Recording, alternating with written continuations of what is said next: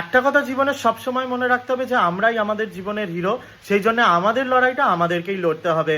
আমাদের হয়ে কেউ লড়াইটা কোনোদিন লড়ে দেবে না। আমরা যদি তথাকথিত বুদ্ধিজীবী, সেলিব্রিটি বা নেতা নেত্রীদের উপর ভরসা করে থাকি, তাহলে অবস্থাটা এই রকমই হবে।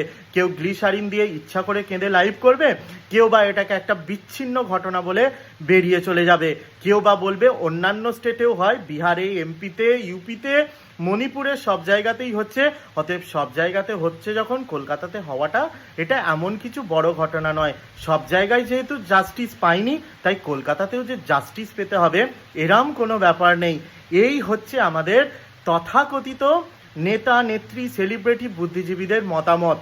বলতে পারেন যে এই সব বুদ্ধিজীবীদের কারা তৈরি করেছিল? আমরা। আমরা যদি আজকে হলে টিকিট কেটে মুভি দেখতে না যাই, তাহলেই কিন্তু তাদের মাথাটা খারাপ হয়ে যাবে।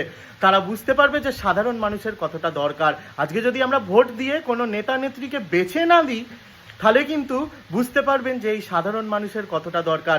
সেই জন্যে সাধারণ মানুষের পাওয়ারটা কিন্তু সব থেকে বেশি। তাই নিজেকে সাধারণ না ভেবে এই আওয়াজটাকে একদমই বন্ধ করবেন না। উই ওয়ান্ট জাস্টিস ফর আরজি কর, এই ধ্বনিটা যেন এত তাড়াতাড়ি ম্লান না হয়ে যায়।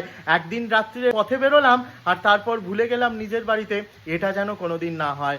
অতএব নিজেদের লড়াইটা নিজেরা লড়ুন আর সবাই একসাথে চলুন।